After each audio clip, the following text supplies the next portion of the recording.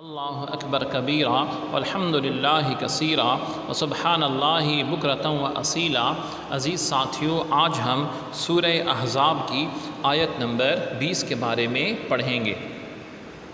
اعوذ باللہ من الشیطان الرجیم،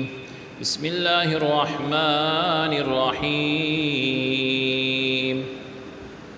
يحسبون الأحزاب لم يذهبوا وَإِن يَأْتِ الْأَحْزَابُ يَوَدُّ لَوْ أَنَّهُمْ بَادُونَ فِي الْأَعْرَابِ يَسْأَلُونَ عَنْ أَنْبَائِكُمْ وَلَوْ كَانُوا فِيكُمْ مَا قَاتَلُوا إِلَّا قَلِيلًا۔ يحسبون گمان کرتے ہیں، الاحزاب کے لشکر، لم یذہبوا نہیں لوٹے، یعنی واپس نہیں ہوئے۔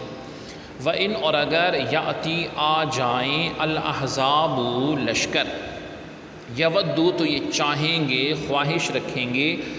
لو کاش انہم بے شک یہ لوگ بادونا چلے جائیں فی الاعرابی دیہاتوں میں، یعنی گاؤں میں،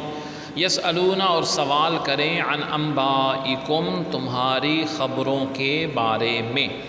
ولو اور اگر کانو ہوتے فیکم تم میں، ما قاتلو تو نہ لڑتے، الا مگر قلیلا بہت کم۔ منافقین کی اندرونی حالت کا بیان اس آیت میں فرمایا گیا ہے،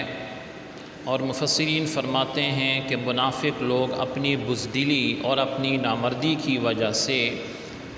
ابھی تک یہ سمجھ رہے تھے کہ کفار جو ہیں، قریش ہیں، بنی غطفان ہیں، ان کے قبیلے کے لوگ ہیں، یہودی ہیں، وہ ابھی تک میدان چھوڑ کر نہیں بھاگے ہیں، موسم خراب ہے، یہ کچھ دور گئے ہیں، پھر واپس آئیں گے حملے کے لیے۔ ان کو یقین نہیں آ رہا تھا کہ لشکر بھاگ چکے ہیں، لیکن حقیقت حال یہی ہے کہ وہ بھاگ چکے تھے۔ ان کی بے ہمتی کا، کمزوری کا یہ عالم تھا، اور کفر کا یہ عالم تھا کہ انہوں نے فرض کر لیا، اپنے لیے سوچ لیا کہ کفار کے لشکر دوبارہ مدینہ منورہ پر چڑھائی کریں، حملہ کریں، تو اب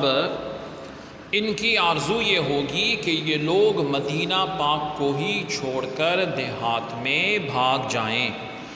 اور مدینہ منورہ آنے جانے والے لوگوں سے تمہاری ہار جیت کی خبر پوچھ لیا کریں، اور خود مدینہ منورہ آنے کی ہمت کبھی نہ کریں، اور اگر انہیں تمہارے درمیان ہی موجود رہنا پڑ جائے